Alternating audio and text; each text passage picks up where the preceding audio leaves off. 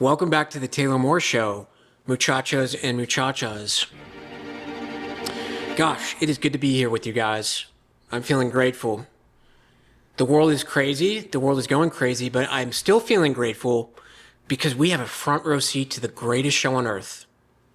Truly. The greatest show on earth. It's not going to kill us, so we may as well enjoy it. It may kill us, but still, right? You'd still want to enjoy it. Because we don't know the day or hour we will be taken. Anyways, a little levity here. I took the bus this week, and I came onto the bus. I boarded the bus, as one does. And I noticed just out of the corner of my eye, there was this middle-aged woman, a little heavyset, with this bright bubblegum pink lipstick. I mean, like sort of a neon pastel. I'm not too read up on my shades of lipstick, but it was a pretty abrasive look. And there's a lot of strange people out there. And so that isn't really what caught my eye entirely, was that she was talking to herself. Not in a sort of, I gotta, pick up the kids here and, pick up this, that, and the other from the grocery store. It was more like a schizophrenic rambling. And I did what anyone should do in that situation. I initiated a conversation with her. Because when a schizophrenic person talks, you shut up and listen.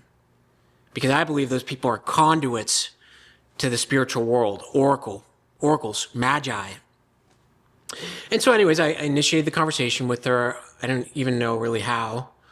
I think I just started mumbling myself and got closer to her, and the mumbling sunk up, and no. I started talking to her. I was like, how's your day? Good. I don't know how the schizophrenic stuff came up. I don't know if I asked her point blank, like, are you schizophrenic? Or if she told me. I think I may have asked her, but I did it in a gentle way, because honestly, she was I think she felt seen, because I wrapped that in a compliment, a true one, which is that I think schizophrenic people are gifted. She was like, I do too. And it was sort of a beautiful moment. I bring that up just real briefly. There's one of my favorite, and famous TED Talks is a TED Talk by this guy named Philip Burgess in 2014. It's called Psychosis or Spiritual Awakening. And this filmmaker and photographer, Phil, he spent a lot of time, sort of an anthropologist in that space. Spent a lot of time with tribes in Africa and Latin America, South America, all over the world.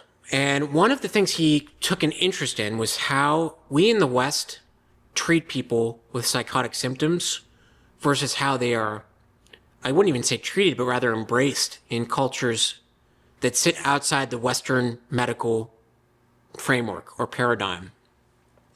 In the West, if you have psychotic symptoms, you are ostracized, you're sort of shamed, you are medicated very heavily, you are instructed in no unclear terms that this is somehow a defect and it's something that needs to be remedied.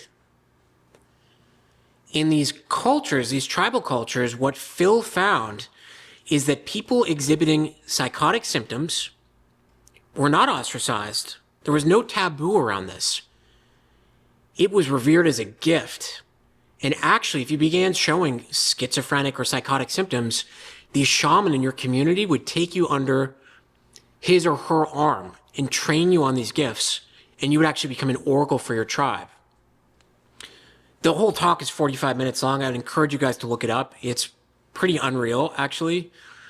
And it shifted a lot of my perspective on all this. I mean, I've sort of fallen out of love with the medical regime here in the West. I believe in the wisdom of the body. I believe that nature can heal us. I do. I think the whole world is the handiwork of some intelligent being. And of course, it took me overdosing 7 times and having a near-death experience to finally be like, oh, maybe there's more to this than I initially believed. Maybe I'm not at the center of it all. Maybe I need to humble myself.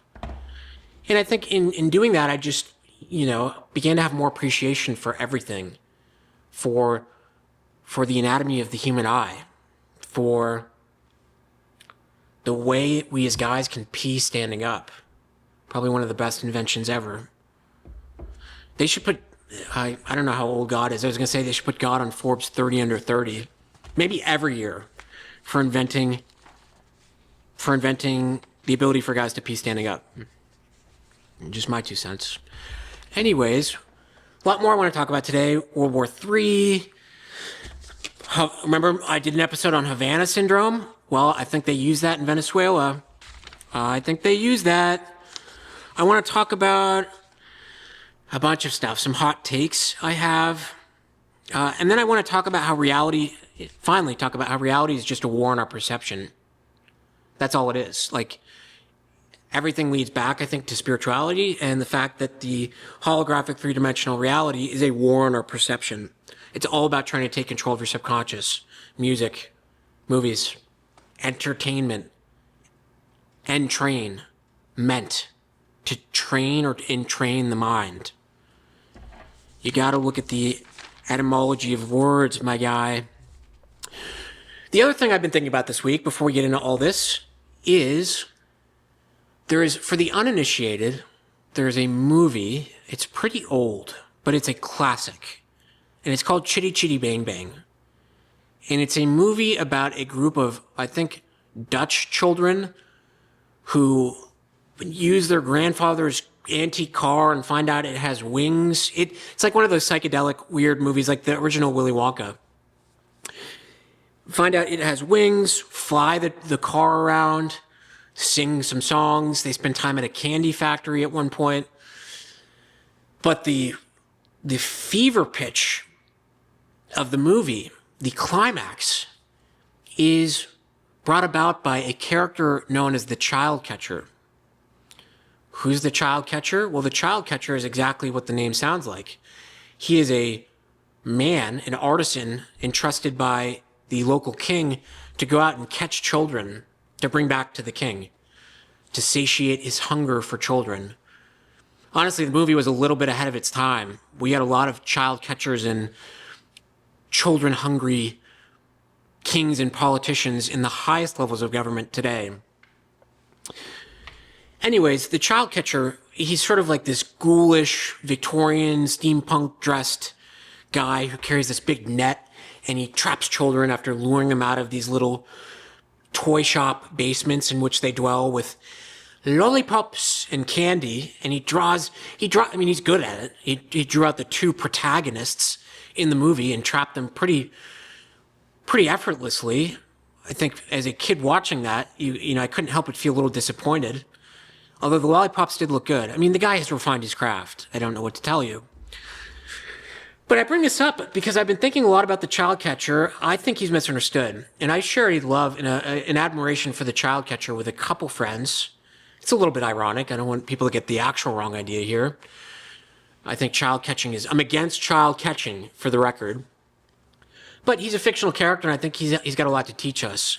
And I think I share this admiration of the child catcher with a friend of the show, a big supporter of the show, and a friend of mine, good friend of mine, Will. So Will, shout out to you. And I wrote down a couple thoughts I had about the child catcher and maybe what we as a society can learn from someone like him.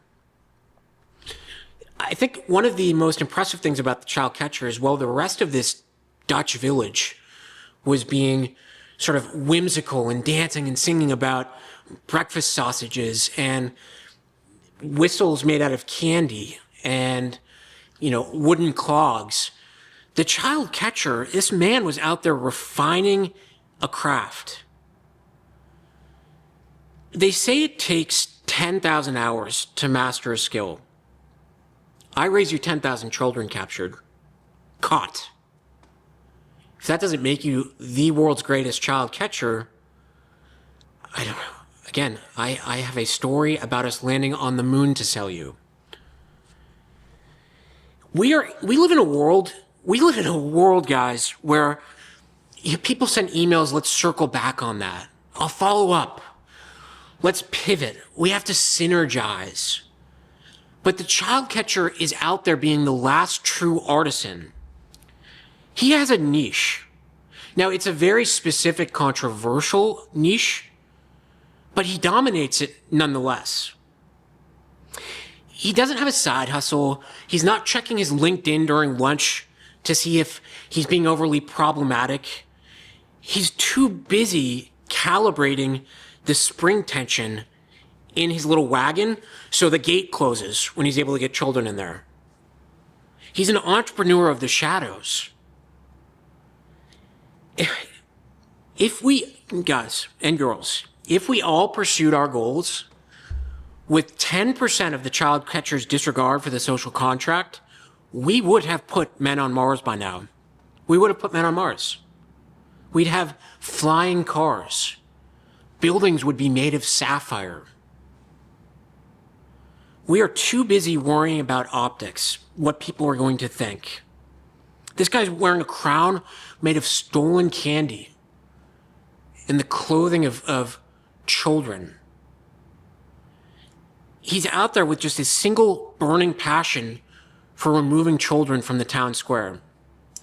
I mean, I don't know. I mean, all that is to say, my message to you guys listening would be to find your net, put on a velvet coat, stop trying to be relatable, and start being a specialist. Find your craft, commit to it, hone it. Be more like the child catcher. So that's what I got for that. Hope you enjoyed that. So the first thing I want to talk about, well, the first thing for those of you watching on video is I'm donning my coonskin hat. That was not a lie. I did purchase a coonskin hat from Canada. I've been thinking about this for some time. It's recycled raccoon fur. And I do wear it out in public, weather permitting. And I will say, look good, feel good. Like, there's something very powerful about cutting down the sidewalk wearing a coonskin hat. It's sort of like, I don't give a fuck. Like, move out of the way. But also, like, come talk to me. Maybe that piques your interest. It's quite the conversation starter. That's for sure. So I want to talk about how World War III is basically here.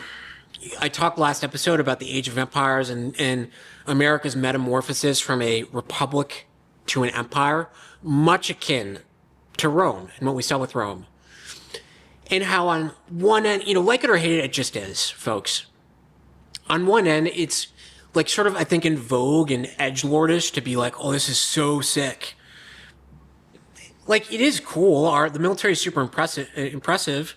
They're basically mercenaries, though, for the president. I mean, it's not citizen soldiers. The people in our military, I wouldn't doubt a lot of them don't even own homes. And the whole idea with the Roman military was citizen soldiers were ones who owned land, and they actually had a stake in the welfare and survival of the republic. Which is important because then a general or head of state can't be like, let's just go wantonly attack this country. They'd be like, no, actually, we're worried about survival of the republic. When you have sort of a mercenary Delta force, and I'm sure they're patriotic, but I'm just saying they can be deployed much like a mercenary. They don't necessarily have the same skin in the game. They're not the biggest state. The military, on balance, a lot of the people in it aren't huge stakeholders in the nation, meaning they don't maybe own land. And maybe that's sort of a out-of-date concept, but I don't think it should be. I think the problem is people don't own land. It's all owned by corporations. Anyways, the transition from republic to empire, that's going on. Whatever you think about this, it is happening. There's something going on here. We had Venezuela last week. This week, Iran. Just today, the president was given a briefing and said, his top military advisor said, if you want to attack Iran, we need more military assets in the region. Because right now, we don't have enough to topple the regime. We have enough to really damage it, but it could blow back really hard. Of course, they were also like, we don't have enough to defend Israel. I don't know.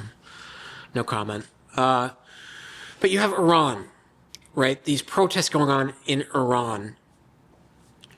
Listen, I'm not Iranian. I can't really speak to the regime there. I don't think many Americans can actually speak to the regime there. Like we see a couple TikToks forgetting that like social media is another plane of warfare, forgetting that people in the Iranian protests are flying Israeli flags and it is full of Mossad and CIA agents.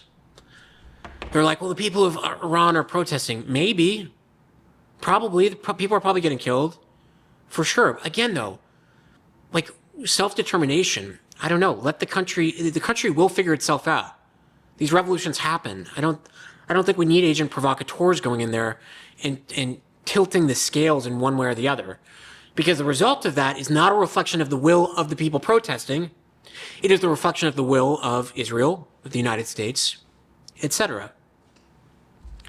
Same thing in Venezuela. We'll get to that in a second. The other problematic thing with Iran is, so Iran had the Arab Spring, and I think it was 89 or maybe it was 79, where the Shah was overthrown. And Khomeini was installed then. And the Shah, Iran used to be a very liberal place. Like when we were uncovered, stuff like that. The Shah, speaking of the CIA killed all my heroes, was a lot like Gaddafi, was a lot like Saddam. People we've just been lied to about, excuse me. And so the Shah was overthrown. And this, I don't know if they're Shiite or Sunni, but basically this theocracy took over, this religious, hardline, orthodox, Islamic theocracy took over. And it's been that way for some time. And so the Shah was exiled, and I think he spent time in the UK maybe at one point, but he eventually ended up in Egypt. Well, the Shah had a son who was a teenager when all this went down. And now the Shah's son is being touted as like the guy to come in and lead Iran.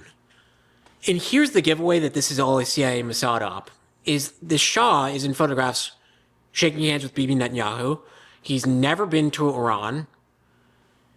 He is incredibly wealthy, and I think it was leaked that the Israelis have effectively been supporting him.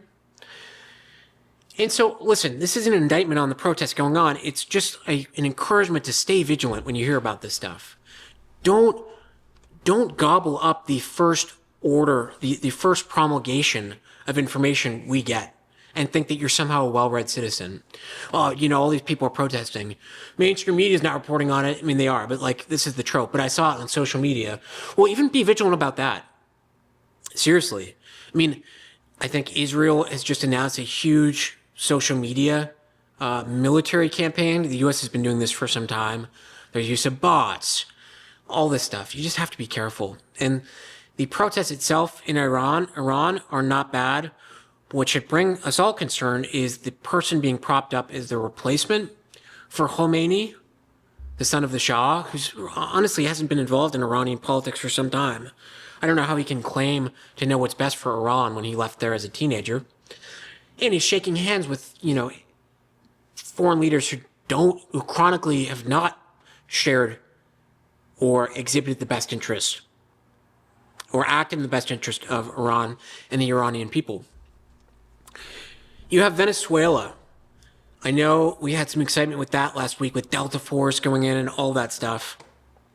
How scary would it be to have Delta Force come and kidnap you? I mean, Maduro he was in that military fort, probably maybe baby oiling up his wife. He strikes me as maybe a twisted tea guy. Maybe he's a hookah guy, maybe sparking up a little hookah, just unwinding for the night, and all of a sudden, flashbang, guards down. They took a blowtorch to the door and got in, and I'm sure it's got to be second to the child catcher, one of the scariest things in the world. When Delta Force comes in and is staring you down with their optics that literally make them look bionic. The technology they have is probably classified. I mean, seriously. But I thought one of the most interesting, again, I was telling you guys about this with the Venezuela thing here. The interviewer asked, and your own weapons, didn't they help? The security guard said, no help at all. because it wasn't just the weapons. At one point, they launched something. I don't know how to describe it. It was like a very intense sound wave. Suddenly, I felt like my head was exploding from the inside. We all started bleeding from the nose. Some were vomiting blood. We fell to the ground, unable to move. Did I manifest this or what? I think I should take some credit for the success of this raid, because I literally did a podcast episode on Havana syndrome and directed energy weapons using directed pulses of sound to give people motion sickness, internal bleeding, headaches, vertigo, etc. And this is how the Delta Force waltzed in with just 20 guys when there were 300 guys there. They just downed them with like a microwave weapon. I mean, that would be pretty scary. Like, again, just the shock factor, the awe and shock. You think you've trained. A lot of it was Cuban security force. But boy, the might of the U.S. military is pretty scary, for sure. So that happened. You know, a couple interesting things in the aftermath of this. Trump had a couple oil executives to the Oval Office to talk about basically extracting the crude oil from Venezuela. And for those who don't know, Venezuela has the largest crude oil deposits. It's a lower quality oil, so it takes a lot of refinement compared to like the oil out of Oman or Saudi Arabia. I think Oman has oil. And the CEO of Exxon was like, yeah, basically, he was like, it just doesn't make sense for us to go in there. Forgetting even the security needs. Exxon had been kicked out of that country twice. Well, had their assets seized by the Venezuelan government twice. You have 3 more years of this president who's promising all these things, but like then there's going to be a new president, and the situation in Venezuela might change. It's too, like, these guys are, these oil executives, and I'm not glazing the oil executives, but credit where credit is due. They're pretty calculated and apolitical about this stuff. And they are dispassionately evaluating what's going on in Venezuela. And they're saying the economics don't work. It's in the danger, the risk of it, the risk profile doesn't work. Also, one of the Exxon executives I was listening to an interview, he leveled a pretty good critique, which is that the Trump administration sort of chose to look at Venezuela like a hostile takeover in business, where you take over a company and just install a new CEO. And I was an international relations major. I extensively wrote about and studied the failure of nation building in Afghanistan. Under Miss Hillary Clinton, we blew like $2 trillion. I mean, I'm talking like building $100 million hospitals with no urinals or bathrooms. Crazy. We don't have a good record in nation building. And so now Trump comes in, he sees these oil from the tankers. He's administering the state of Venezuela. And what do you do there? Like, this Exxon executive was like, 90% of Venezuelans are impoverished. How do you get food to these people? How do you distribute the proceeds from the sale of this oil? It's almost like replacing one socialist dictatorship with another. So I don't think there was a lot of forethought here, and I do think Trump is running the risk of like getting in maybe a little too deep, or getting in over his skis rather. But we will see. We will see. And it's important through all of this to just don't get too caught up in either left bad, right good, right bad, left good. It's like, that is so 2 years ago. It's really about us versus the pedophiles. That's the real fight. Anywho, moving on to another. I share about this World War III stuff because Albert Pike, who was a famous 33rd degree Freemason. We'll spend some time talking about Freemasonry one time. You know, I know Freemasons, they're good people, and like, they are good people on the outer rings of it. This is the brilliance of how this organization is structured. It's not until you get recruited to the inner rings, like the outer face of the organization, this is the same with religion, politics, where the seat of power is gets really nasty and corrupted. So like, if you're just a pedestrian member of Freemason, you know, in the 3rd degree, like 1 to 3, which at 3, I think you become a master Mason. It's like you figured it out. then it's like, if we think you're capable of doing, mortgaging your morals, they invite you to a party where you can chop a baby in half with an axe and they take a Polaroid photo of it. Inside these organizations, it gets a little wonky and like it's Luciferian and stuff like that. Albert Pike was a famous 33rd degree Freemason, and he basically wrote the Bible of Freemasonry called Morals and Dogma. It's really interesting, and like, I haven't read the whole thing, but I've read some of it. They talk about their God, Lucifer, great light bearer. He also, Albert Pike, I don't know if it was in Morals and Dogma or somewhere else, but he prophesized the final war would be a major war in the Middle East with Iran, with Israel. This is what is going to precipitate the one world government. So the story goes. And I knew about this a while ago, which is why I'm not sitting here so braced over what we're seeing in the world. I don't have this idea of like prophecy figured out down pat. I'm not going to claim to. But there's something to it. It's almost like in the same way the world has these Jungian archetypes. If you're a writer, you hear about that there are only 40 stories, archetypal stories that exist. And every single piece of entertainment, movie, play, book, is like a dressing up. It derives inspiration, or it's a reflection of one of those archetypal stories. I think prophecy is maybe the same way. There's sort of a rhythm and a dance, and I think it has something to do with astrology. Well, Albert Pike talked about that. Speaking of astrology, the other two places that are unstable I want to talk about, obviously the U.S. with Minneapolis. I've had millions of fans reach out and ask, what is my take on the Minneapolis situation? I think, can we all just be human for a second, too, and not politicize? Just for a moment, a woman lost her life. I think the same thing happened with Ashley Babbitt on January 6th. Whatever you may think of that, please, just for a second, a woman lost her life. That's sad. These people have families. They have kids. Even if people might have been being reckless. My take, honestly, do I think she deserved to die? No. Do I think she may have caused it? Yes.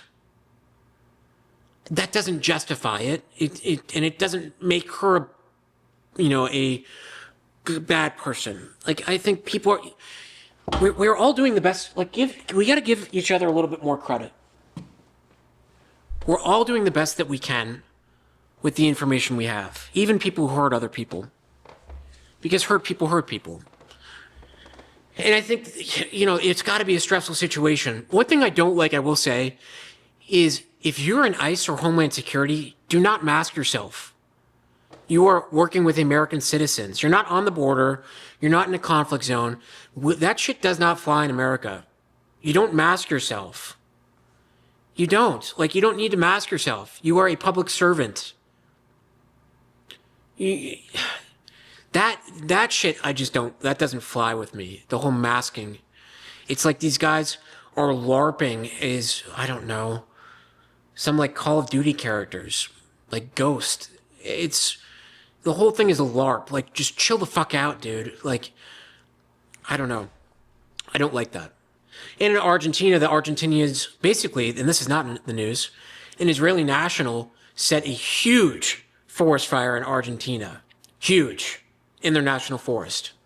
And it was confirmed to be an Israeli tourist. Why is this interesting? Well, just conspiratorially, or rather, not conspiracy theory, but open source intelligence analysis. Conspiracy theory was actually only introduced in the American lexicon in the wake of the Warren Commission. That was the Senate report on JFK's assassination. And the New York Times ran several stories where they discredited people who read the Warren Commission and were like, hey, this actually isn't up to snuff here with the magic bullet theory. What? What is that? None of it made sense. Really, it's a lot like the Charlie Kirk stuff. Same playbook. Magic bullet theory. Is next stop the bullet. No autopsy for Charlie Kirk. No autopsy for JFK. Anyways, people were like, what is going on with this Warren Commission? Something smells a little fishy. And the New York Times At the time, no one thought differently to then question like these major newspapers, but Project Mockingbird was in full effect where the CIA, through blackmail or bribery or whatever, was basically had assets in major newspapers. They still have that today with major news stations and whatnot. I bet any late night, any evening news host is probably a CIA operative or on the payroll of the federal government. But anyways, the New York Times mentioned the word conspiracy theorist in like 6 articles to discredit that, as a little aside. So there's unrest in Argentina because this forest fire was lit, and I think it's because Argentina, specifically under the national forest, has some of the richest lithium deposits out there. Why do we need lithium? Elon Musk has talked about it. He's in tight with the Israelis. We need it for batteries. We need it for batteries. We need it for batteries. I'm just a boy looking for lithium, looking for lithium, looking for lithium. You know, I don't know what we're going to do with all those lithium batteries we have to recycle. It's not my problem, but someone was talking to me about it today. It was like, I think the next, if I knew who was going to figure out the lithium battery recycling problem, I would put all my money into that. Okay. Okay, I'd put all my money into Labubus. I don't know where are we going with this? But yeah, I'm being a little dramatic, but like, I think they'll probably just take the old lithium and figure out a way to put it in our food. Probably makes the most sense. Anyways, all this is to say, this World War III stuff going on, this great drama. I'm trying to quit vaping. Sorry, Mom. We are in, since 2024, we've been in an astrological period called the Age of Aquarius. The Age of Aquarius is characterized by enlightenment and revolution. You think I'm just talking out of my ass? Well, let me tell you about a couple of... Age of Aquarius is when Pluto transits through Aquarius, which is like some, basically, section in the astrological chart. Like, it's like a pie chart. You ever seen those astrological charts? It's like a map of the stars. Here's some evidence, okay? Because I was a non-believer in this astrological stuff. Other events that have happened during the Age of Aquarius. The French Revolution. This was literally this is the famous Aquarian event. Total dismantling of an absolute monarchy in favor of liberty, equality, and fraternité. God, French is cool, just the French are such pussies. It sucks. Nature's way of keeping the balance, though. The American Revolutionary War. It ended in 1783. The U.S. Constitution was written in 1787, 2 years before the French Revolution. The Haitian Revolution started right after that. And the Industrial Revolution. In terms of religious and scientific revolutions, well, you had the Protestant Reformation that took place in the Age of Aquarius, where this was the rise of Calvinism in the Anglican Church. It was like basically Henry VII's break from Rome. It was a revolution against the centralized power of the Catholic Church, and it shifted spiritual power to the individual and the local state. And there was also the scientific revolution, the Copernican Revolution, which displaced the Earth, and by extension the Church's authority as the center of the universe. I don't know if that one was quite correct, but the idea is it was revolutionary and about discovery. In the 13th century, Age of Aquarius, we had the decline of empires. This is when the Mongol Empire fell and the Ottoman Empire rose up in 1299. God, 1299. Take me back to 1299. Great year. Take me, I'm sober now. But we got to bring back opium dens, I think. Probably solve the male loneliness epidemic. And there were economic revolutions, like basically a decentralized network of merchant guilds arose in Europe around this time. So the Age of Aquarius is characterized by this revolutionary and enlightening spirit. And between Albert Pike's prophecy and what I know about the Age of Aquarius, literally, this stuff doesn't surprise me. I mean, when I saw the Venezuela stuff, I should have gone on the record, but I'm able to actually renounce the ego here. I don't care that much, but I've been able to maintain sort of a comfort and acceptance about it because this is meant to happen. It's just the cyclical nature of humanity and Earth and reality. And so that's that. That's World War III, the Age of Aquarius, and what's going on with that. A couple hot takes. By the way, I'm drinking 100% watermelon juice.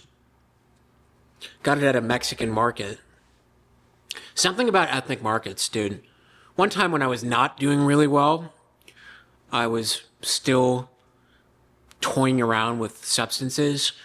I went to an Indian market, an Indian market. I like Indian food, but the Indian market, I was out of my depth a little bit. But I went with this Indian guy who was living at the sober house I was at, and I spent like $800 at the Indian market on shit. Like I was back in rehab 2 days later, and I left like $750 of Indian snacks and spices. And I just, in my state of delusion, I was like, I'm going to completely change my diet to be Indian food and start doing the little thing where, I bobble my head back and forth. Yeah.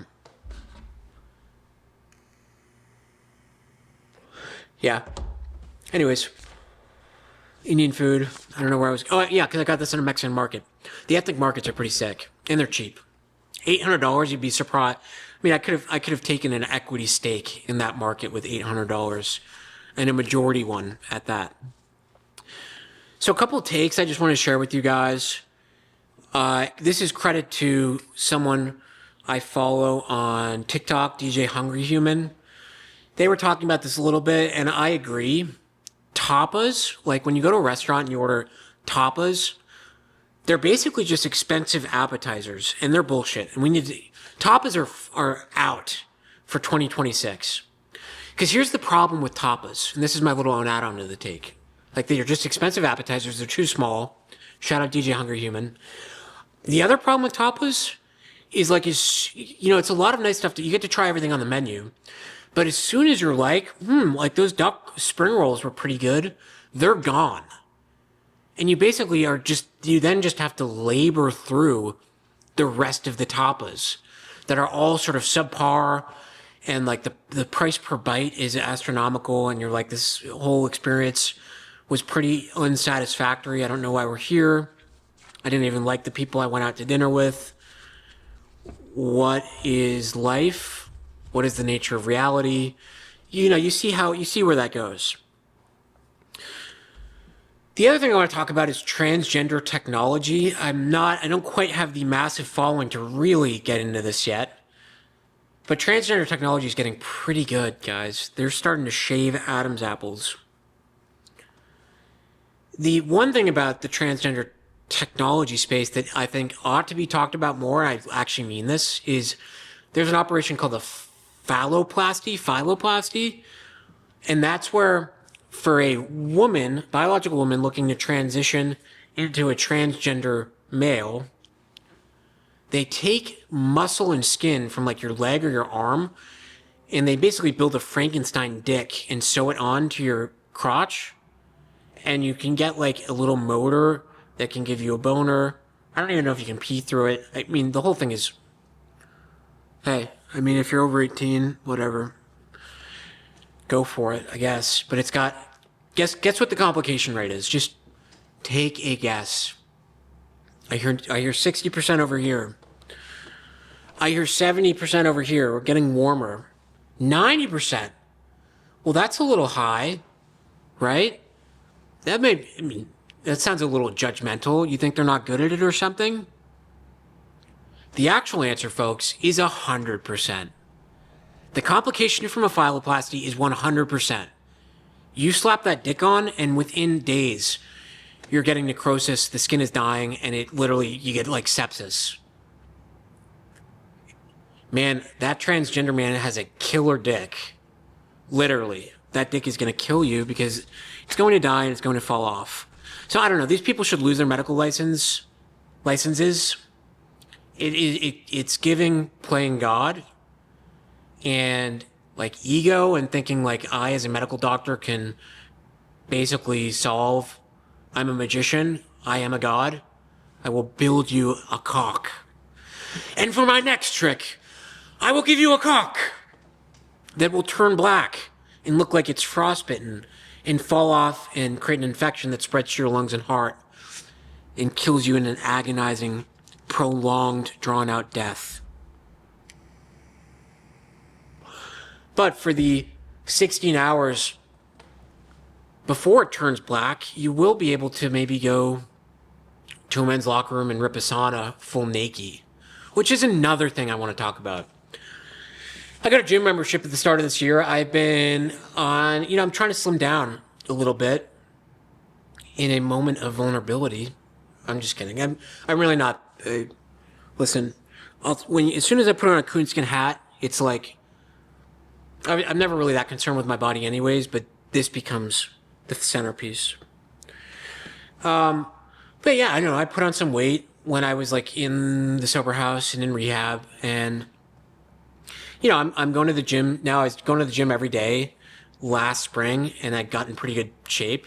So I'm doing the same thing now: Stairmaster, treadmill, whatever, eating better, intermittent fasting.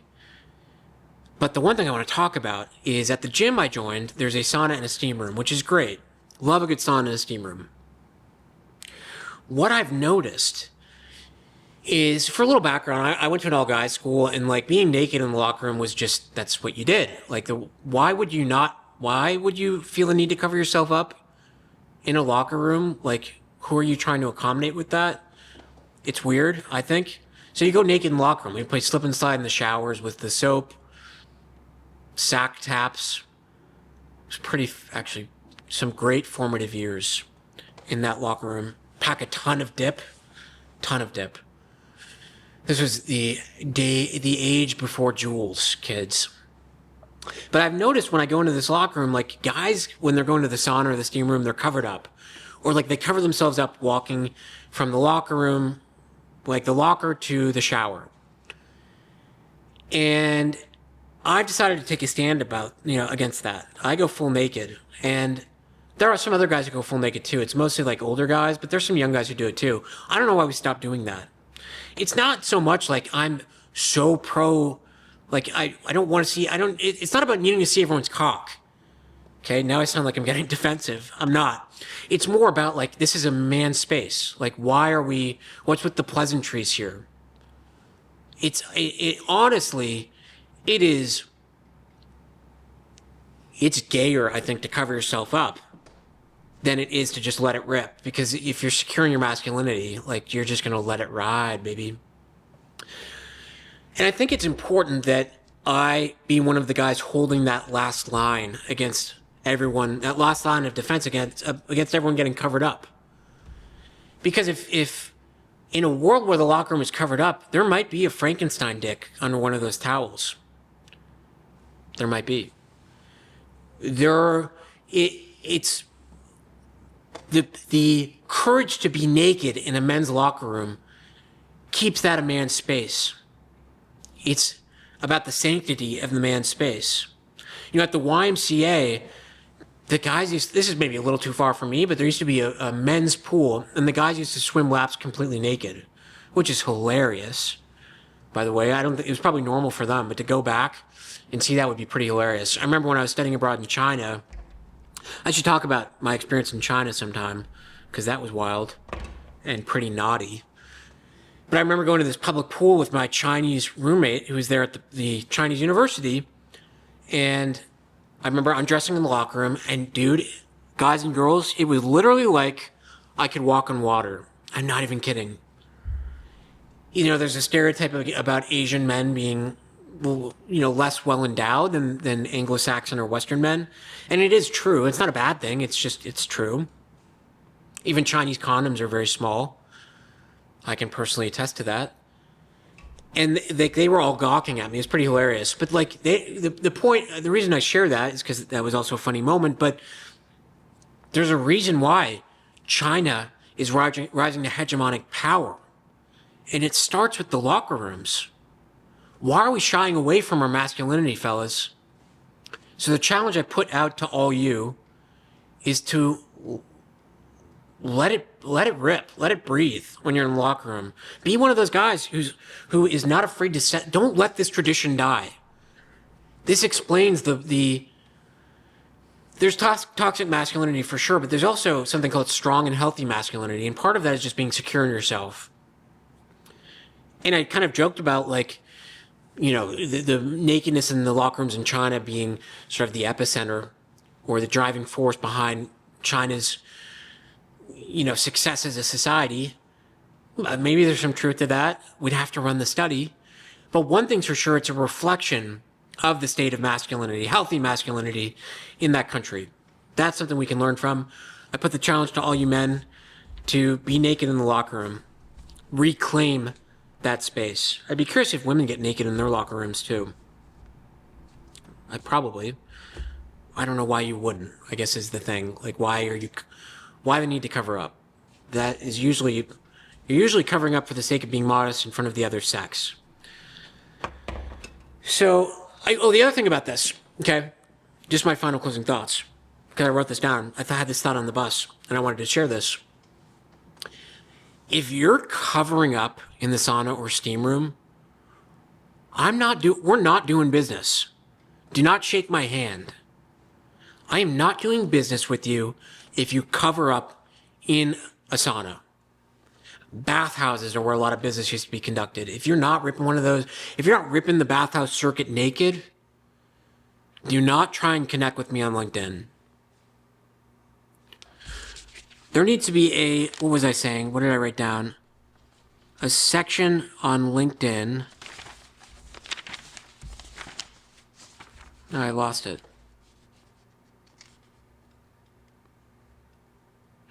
Yeah.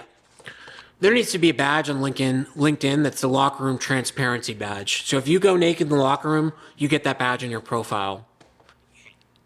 And I mean, I'm serious. And those are the only people you should be connecting with. If you want to take your business and your life to the next level and really start to hustle, connect only with guys who get naked in the sauna and steam room. As my dad and grandfather and his dad used to always say, you wouldn't take advice from a guy who doesn't get naked in the sauna. And I couldn't agree more. The other little thing I wanted to talk about is, that's actually a little controversial. Maybe we'll table that. Let's see. This is good. So I was in a sober house. I've still been in a sober house, but there was a kid in the sober house with a wound above his anus. It was a wound that wasn't healing.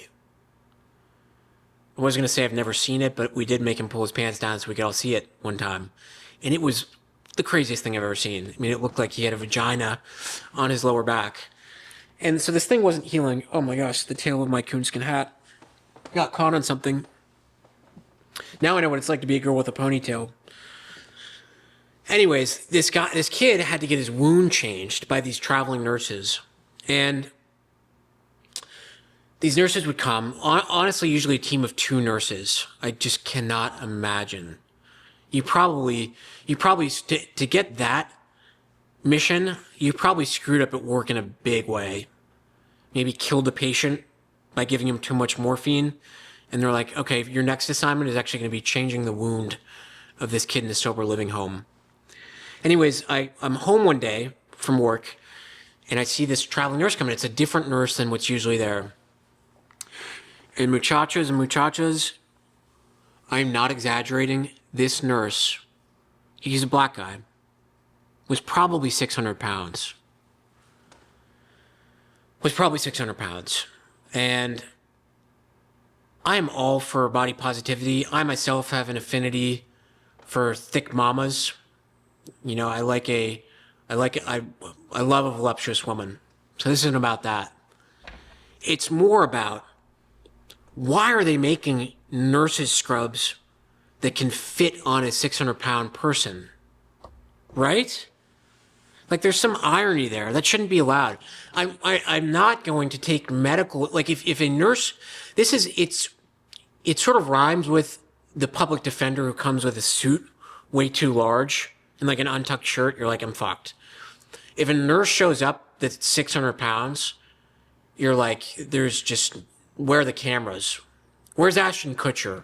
Because I'm getting pranked.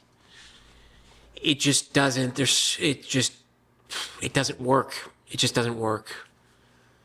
But I guess, again, maybe a nurse like that can't be trusted to give sound medical advice and be taken seriously, and is maybe relegated again to the assignment of changing the gauze on a vagina that started to grow on the tailbone of a 18-year-old boy in a sober house. I don't know. This watermelon juice is so good. 170 calories. The ingredients, 100% watermelon juice. It's got 41.5 grams of sugar. Don't hold your horses. This is natural fruit sugar. Maybe it's not good for me, but I'm telling you, I would trust the sugar derived from a natural fruit source than, sugar cane, processed sugar. As I take a rip of the vape.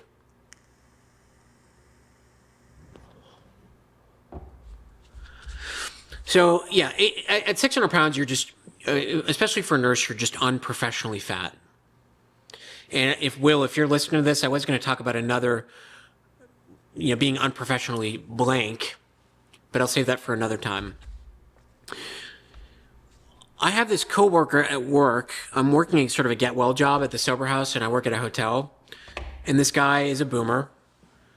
And he's a great guy. It's just, he's so interesting. First of all, he's so entrenched in like the Fox News, CNN stuff.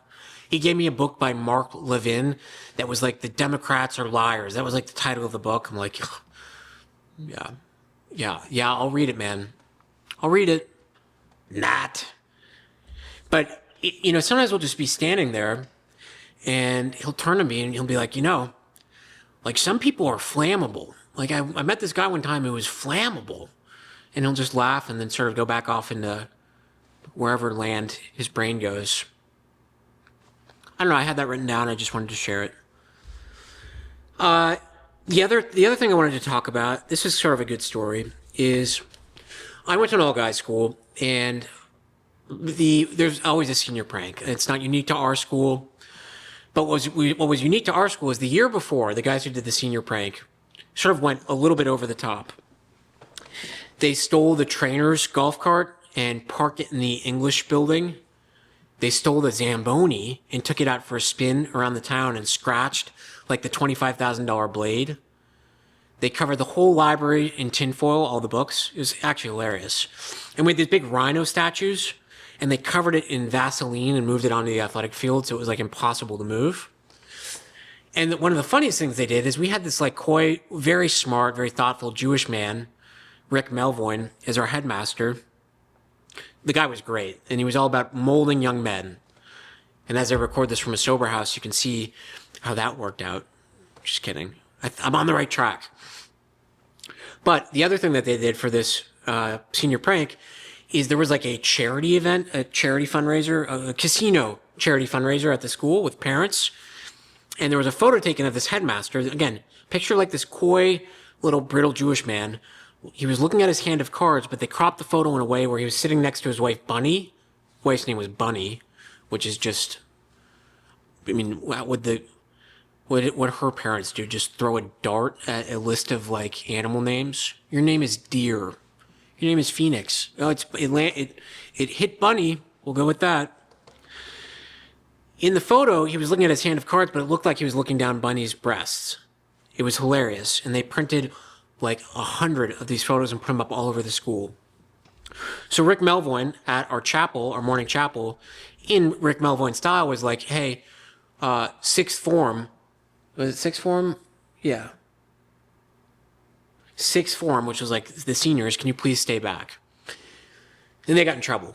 So when it was our turn to do the senior prank, they were very clear to us. They were like, no, you're not allowed to do any physical pranks. We're serious. Serious as cancer. Serious as cancer. Serious as cancer is a little turn of phrase I learned from when my brother and I were at a bar mitzvah, and we were cheating in Coke and Pepsi. And the MC came up to us. He was all sweaty and like disheveled. And he's like covering his mic. He's like, listen, boys, I'm as serious as cancer. Cut the shit. We were like, all right, man. What are you going to do? What are you going to do? Take away my shutter shade prize? Okay, you can have them. I already have 5 other pairs from the other bar mitzvahs I've been to. Anyways, senior prank. They were like, serious as cancer, no physical stuff. So me, being the little deviant I was like, all right, I'll take initiative. I'm good at Photoshop. I'm pretty manipulative.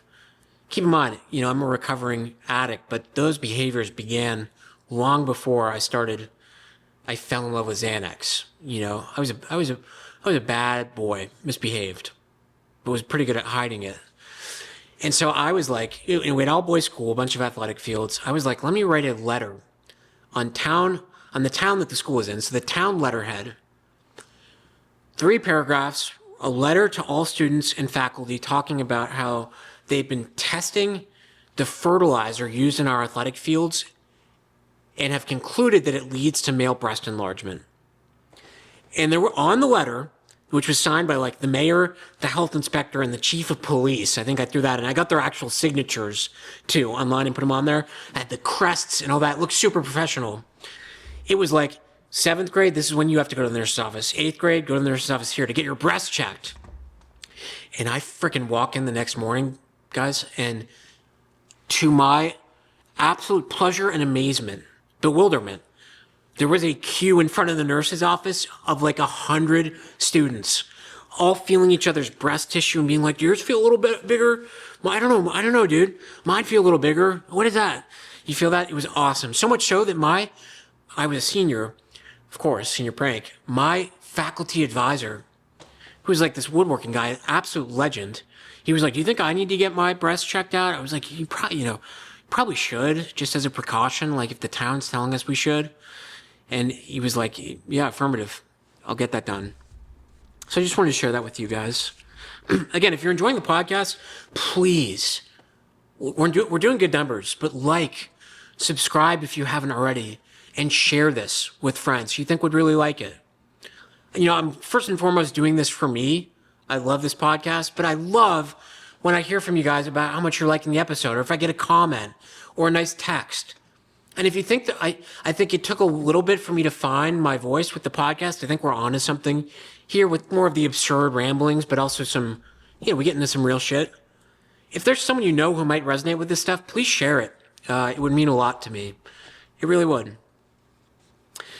Or just, again, at a bare minimum, I appreciate you tuning in and listening. It really makes me feel good. Again, I'm doing this for me, and it's like, this indulges my soul, but of course it makes me happy that people are tuning in and liking what I have to say.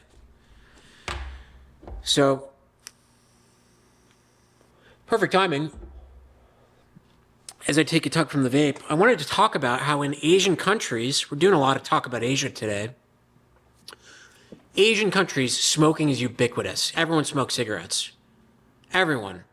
Japan, China, Vietnam, Philippines, Thailand, Myanmar, the Koreas. That may be another thing. Naked in locker rooms and smoking cigarettes is probably what's making China so formidable. But in Asia, lung cancer isn't even in the top 15 causes of death. Maybe it's 10. I think it's 15. Explain that. Explain that, World Health Organization. Explain that, NHS, Anthony Fauci. We ought to all be smoking cigarettes. I mean, obviously. Again, I talked about how cool it was to smoke cigarettes in your 20s. How in your 30s it looks like you're more enslaved to it. But I might be coming around on the fact that, we need to bring cigarettes back. That'll be one thing that I platform for. I think my next episode is going to be if I were president and some of the changes I'd like to see. So tune in for that. This is another thing I wrote down. I thought this was pretty funny. For my death row meal, what's your death row meal? For me, it would be Pop Rocks. I think Pop Rocks for my death row meal, because you'd have the death row meal and you have the gallery of people, the media, family members. I mean, this is a little bit sad to talk about, but I'm not being put to death. And listen, it's just a fucking joke. To have like your mouth crackling with some pop rocks would be incredibly funny and a pretty whimsical way to go out. I suppose the problem with that is if you're being put to death, you know, nothing you do could actually should be appreciated as being funny. He probably had to do something pretty heinous.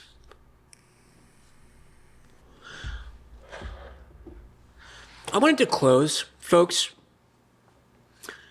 by talking about something a little more metaphysical. And thank you for staying with me. Again, I appreciate you.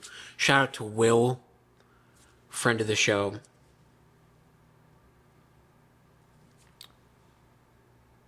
Shout out to Kyle, another friend of the show. I wanted to close by talking about how reality, all this reality, the holographic three-dimensional reality, is all about a war on perception. In declassified CIA documents, analysis of the gateway process, which on my episode of remote viewing and astral projection I mentioned, the CIA in very scientific terms talked about non-local perception and these psychic experiences people can have, and concluded that reality is a three-dimensional hologram. It's a holographic reality.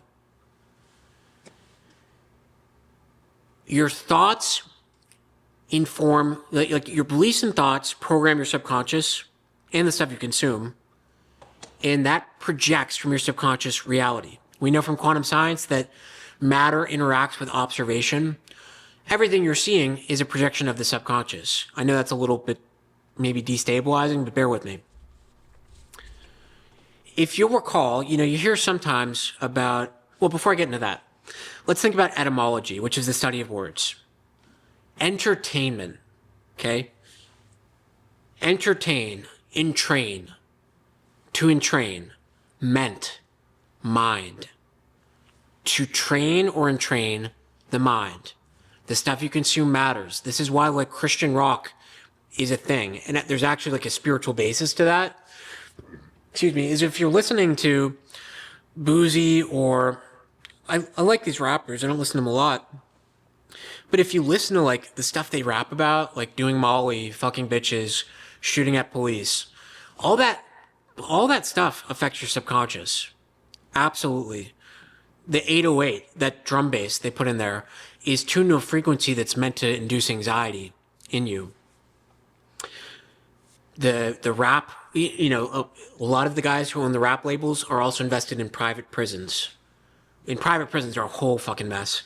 Like there are towns in Arkansas where all the people who work in the town are prisoners at private prisons out on loan to places like McDonald's, where McDonald's is paying the private prison maybe $6 an hour for these people, and they're getting paid 10, 15 cents an hour.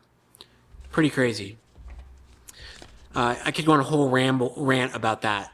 I don't think we should be privatizing things like prisons or abortions, whatever your thought on abortions are. Here's the problem just economically with privatizing these things. You need to create demand for it. Like you have economic forces start to move, the wheels start to turn, and you have to induce demand for these services. And you can often do that in nefarious ways. Again, folks, people kill spouses over a couple $100,000 in an insurance payout. If you don't think people are doing nefarious things to achieve massive economic goals, and then I got to tell you, this coonskin hat is fake fur. That wasn't great. Excuse that. So entertainment, government, meant to govern the mind. Hollywood. What is Hollywood? The holly tree is what witches' wands are made from. Witches' wands. What does Hollywood do? Well, they create TV programming over broadcasts. And you get those on TV channels. You're channeling ideas. They're channeling ideas to your subconscious. We have spelling. Spelling, right? Cursive. What's a mortgage? A mortgage. Mort, death, gauge, grip. A death grip. to understand something, to stand under it, to be subservient to it. And this is all important because, and before I get into like the Simpsons stuff and how I believe, to tie it back to the World War III stuff we're seeing, our subconscious is being programmed. Masaru Emoto, the Japanese scientist who ran experiments with water where he had to control water, where he spoke positive affirmations, flash froze it. A negative water spoke negatively, flash froze it. The one he spoke positively to, the molecules arranged themselves in a beautiful crystalline structure. Negatively, the molecules were all in disarray. We know that words have power. What did God do in Genesis? The first thing, God spoke the word. Holy water, you're praying over water. I mean, Masaru Emoto basically unveiled the scientific basis to that. Our constitution is like 70% water. You are fooling yourself if you don't think that the words we speak to one another, the things we hear, affect our composition, our constitution. Your tongue is a wand. I think the Bible even talks about that. And I'm not a Bible thumper. I think we'll get into that some episode, but I think it's got a lot of truths. A lot of truths. As I think all religious texts do. I think they're all sort of pointing to the same thing. They've been modified for political means, but nonetheless. So let's get back to the idea that the entertainment we consume is in fact priming our subconscious. And it's inducing, I'll get to that in a second. So you hear this trope about how the Simpsons predict the future. They predicted 9/11 because they had all that 9/11 imagery in it. They predicted Trump coming down the elevator when he first ran for president, which he did at the Trump property in New York, the Trump Tower. Here's the big reveal. The Simpsons aren't predicting reality. They're programming it. They're programming it. In Freemasonry, if you're a 33rd degree, they endorse this idea of predictive programming, where this sort of gets into the idea of like what is reality and who is the cabal and these groups of things that happen. I don't know. My new theory is that the cabal isn't necessarily a set group of people conspiring. It is more, my belief is that, and quantum science supports this, we have like source consciousness, group consciousness, the quantum field that we're all connected into via our pineal glands. And we channel information through that. The spiritual realm expresses itself through our material bodies, our vessels. We are higher level beings, but we project ourselves through these organic vessels in the three-dimensional world. People don't have ideas. They're conduits for ideas. And so what I think is going on with the cabal or whatever is there are such things as negative spiritual forces. And it's really that those negative spiritual forces focus and target those people in places of power. Government officials, business leaders, Peter Thiel with his dissertation on the Antichrist, and leverage those people to mobilize them to meet their negative and malevolent spiritual ends. And in doing so, it appears that there's sort of this collaboration or cooperation or coordination amongst these powerful groups of people. Could be that to an extent, like certainly high levels of Freemasonry or government or satanic ritual abuse. There are people like that, but I think there are also people who are unknowing conduits for this stuff. Anyways, they can't kill you. It's all, fear is an illusion. As Dune says, fear is the mind killer. What they can do, these negative forces, is prime your subconscious to basically induce group manifestation of things like 9/11. And it sounds absolutely wild. But when you think about it, our brains and our subconscious are the premier supercomputers. Even the advanced lithography used to create silicon chips using semiconductors, like that one company in Denmark makes, even they are not as good as the human brain. They're not.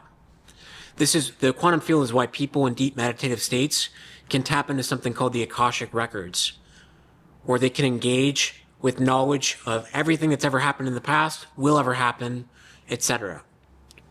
Quote me on that. Look that up. Akashic records. So we have this Simpson stuff, predicting stuff, but I want to turn our attention to two recent pieces of entertainment and pop culture, being The Obama movie, or three actually, that Obama movie about the end of the world. Remember that? Where people literally downloaded the movie, looked at the audio track in it, and found that there was basically a frequency weapon planted in there. It was playing a high level frequency meant to induce a certain emotional state.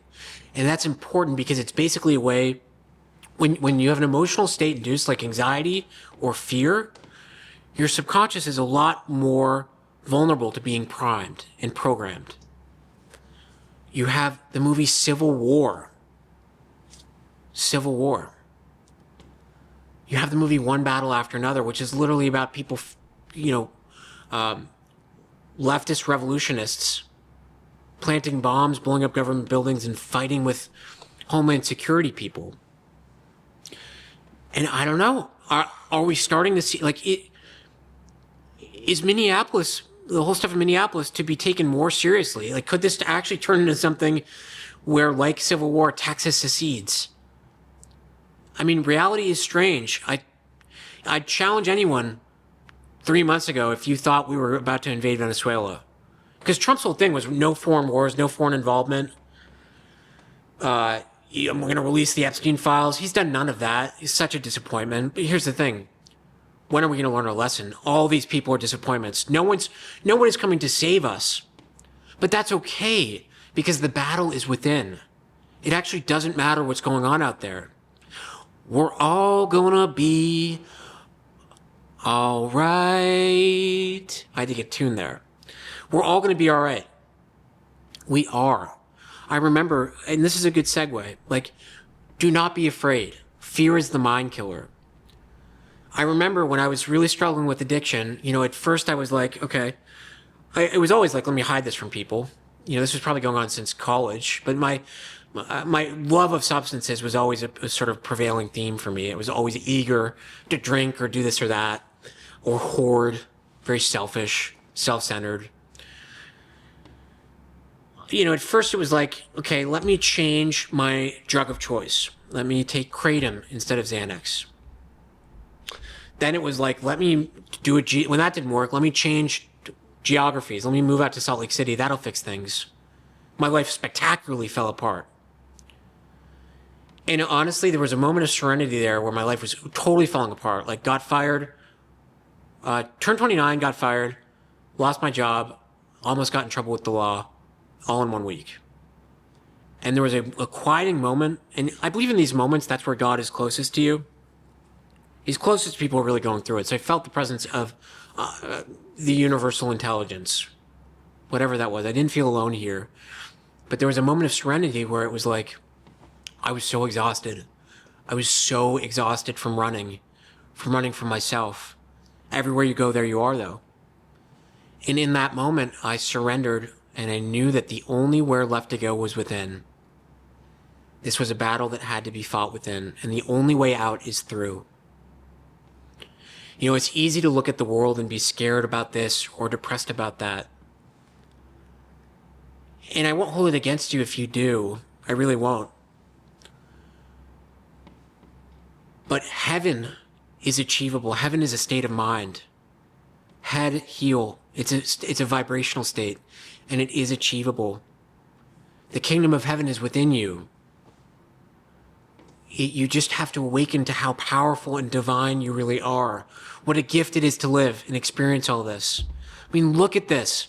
Look at this world. Look at everything that's going on. Look at the diversity of people, of experiences. Look at what you can do. It's like the best video game ever. I started the episode talking about a schizophrenic woman. I'm ending it sounding a little schizophrenic myself. I'm not, but I really could care less if you think I am. The journey is within. The fun to be had is within. It's all going to be all right. And the purpose, I believe, of life is to embark on one long journey of reawakening to our true divinity, to the fact that we are plugged into the source consciousness. We are as if God...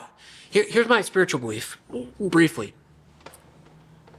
If you were an all-powerful God and you could create anything you want at any time, you would eventually become bored of your omnipotence. And I can speak, in my belief, I can speak on behalf of God because I am a part of God. We all are. So after a while, in creating anything you want, you'd be like, okay, it's sort of just me. I'm really just a being of love. That's all there is. And I know that from my near-death experience, which I should share about sometime. It's all love. That's the secret. It is all love. The bad stuff is just love in disguise. All there to teach us.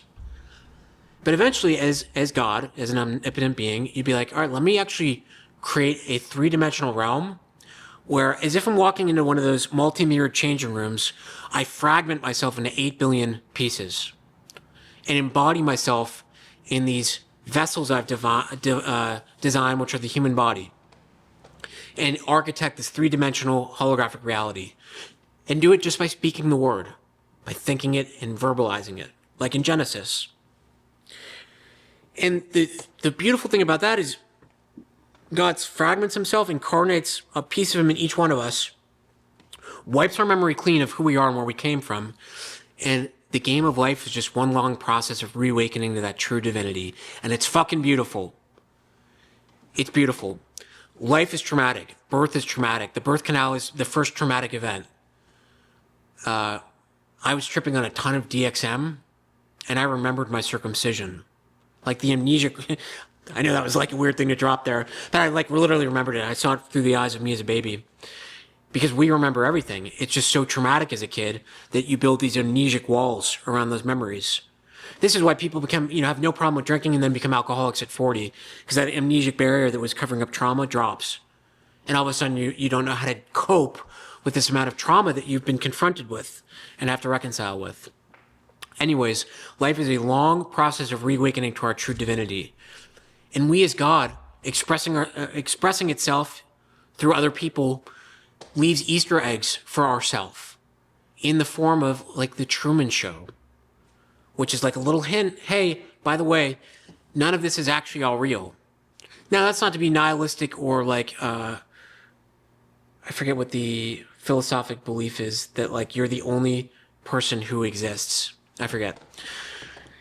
But we are all one. It's why when people take acid, you can be on a different side of the world and take acid and you get this feeling that we are all one. That's not random. That's the truth being shown to you a little bit. And, I've done a lot of bad things. And for a while I didn't forgive myself. But I realized that, like, I cannot spend my whole life feeling guilty about that. Because I've hurt people and I made mistakes. But I'm not that guy anymore. And I was also doing the best that I could with the information I had. I was trying to figure it out and not doing a good job of it. No doubt. Not excusing it. But I'm in a place now where I accept it, and not accept it, but actually am thankful for it and grateful for it, because all those experiences got me to where I am today. Sitting in front of this mic, ripping a grape lemon vape that's probably going to give me a bump on my lymph node, and wearing a coonskin hat. And I couldn't be happier. I really couldn't. And it makes life feel like Hogwarts. You don't have to have your foot in the spiritual realm too heavily, but if you can engage with that and take a moment to be a little kid again, filled with awe and wonder of all of this, it like makes life so much more tolerable. We have the game of life, which is another Easter egg. Movies show us things. They also train prime your subconscious. But it's all beautiful, and it's all immaculately designed. And everything that happens has a purpose. And I don't say that lightly. Like, it's someone who got, addicted, who stole from people, who was selfish, self-centered, mean, treated friendships transactionally, thought I was better than other people, thought the world owed me something, thought I was the center of the universe, thought I had to control people, places, and things. It's okay. Like, I have the right to not be that person anymore, and I'm not. I can grow beyond it. And, like, that's what gives life its texture. And that's what's beautiful, baby. And just appreciate that. And I hope anyone listening to this does. And, yeah, I just felt compelled to share this because it's beautiful. And, I guess I will share about my near-death experience because it's relevant. I was out in California living with a guy in the same room. We were like in a larger house, but we shared a room. I was out at a strip club. I had taken a Xanax and I had taken an opiate, which is like an automatic respiratory failure. I came back to the house. I came back at probably 2:30 a.m. My roommate was already asleep. He had been out drinking. I was pretty lucid. I go to bed at like 3 a.m. And at 3:30 in the morning, he awakes miraculously to this. Me barely breathing. I was aspirating. I don't know how he woke up. I mean, that right there suggests sort of divine intervention. Turns on the lights. My lips were blue. I was very cold to the touch. I was dying. It's kind of hard to like be serious with this coonskin hat. Actually, no, it's not. It's you can be serious. Davy Crockett held the Alamo, didn't he, with this? Anyways. So while this was all going on, I obviously wasn't present down there. I had this crazy spiritual experience where it's not like I felt myself leaving my body, but I was transported and lucid in this ethereal space that it was nothing. It was pitch black, but there were like these auroral lights sort of pulsating. And it's not like I saw my grandmother or people I had lost, but I felt the presence of everything I had ever loved or ever would come to love. I was enveloped in nothing but love. I was formless. And it's like what the Taoist belief is, when you're born, you become a drop out of the ocean and you incarnate. And when you die, you return to that great ocean. And it literally, I resonate with that because it felt like I was back in the great ocean of love. That's all there was love. I still get goosebumps thinking about it because it was so real and visceral. And the craziest part about it is intuitively it felt like a place that was familiar and that I knew. And it was just amazing. And so while this was all going on, I mean, I like flatlined. I was dead. And there were 4 paramedics there trying to resuscitate me. And I presume as they were resuscitating me, because what happened was I was thrust out of that ethereal space and dropped down into this landscape that was, I remember it so vividly. It felt like a drowned out ocean. And it was these uniform rocks, all the same size. As far as the eye could see, it was sort of bright out, but there was no sky. It sort of felt like this weird Truman Show or like movie set.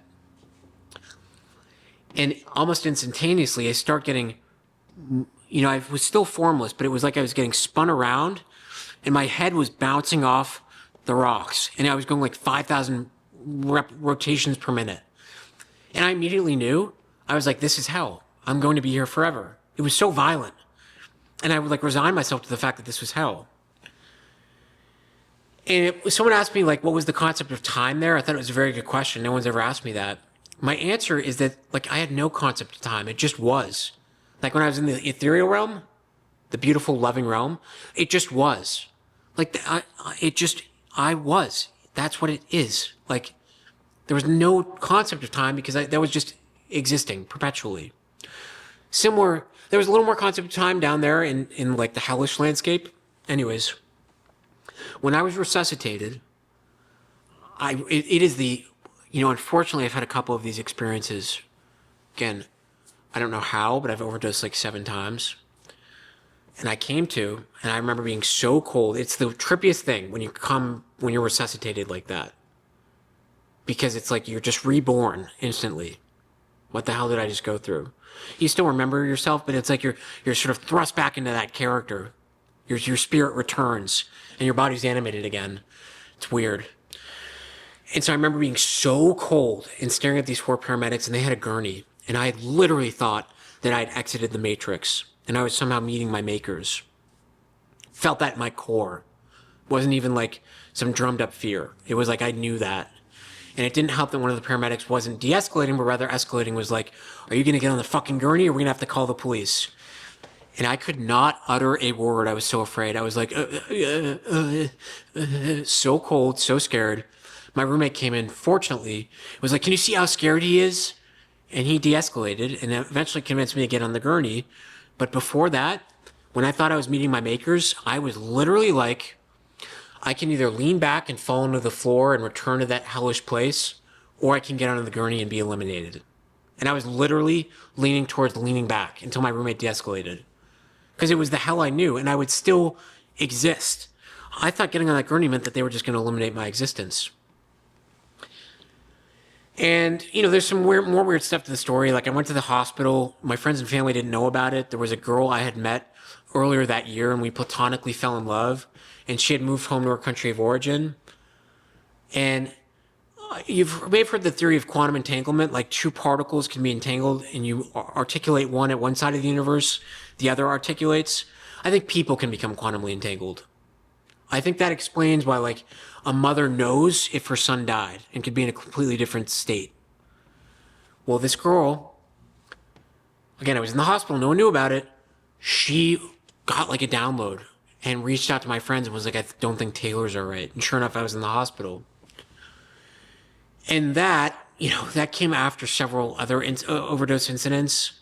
And it took a while after that one for me to be like, oh, maybe there's more to this world and reality than meets the eye. And I've massaged it over time. I threw myself into ancient text, which I should talk about one episode. Ancient text would be good. But yeah, that's how I sort of got on my journey to spirituality. And it's been beautiful. It really has. And I make the distinction between spirituality and religion. It's God as I understand him or her. I think Mother Earth is more feminine energy, and maybe that's its own sort of spiritual goddess entity. But the God I interact with is more masculine energy, the force of creation. Women have the womb and the nurturing. Men have the seed, the seed of creation. It's just different energies. It's not even misogynistic or sexist. I hope you don't take it that way. I didn't mean it that way. Anyways, yeah, it's a beautiful thing. And I'm actually really happy I was able to talk about that and share that with you guys. And I hope you enjoyed the podcast because I've enjoyed talking to you guys. All right. Have a great Friday, a great weekend, and I will see you next week. Until next time, stay curious.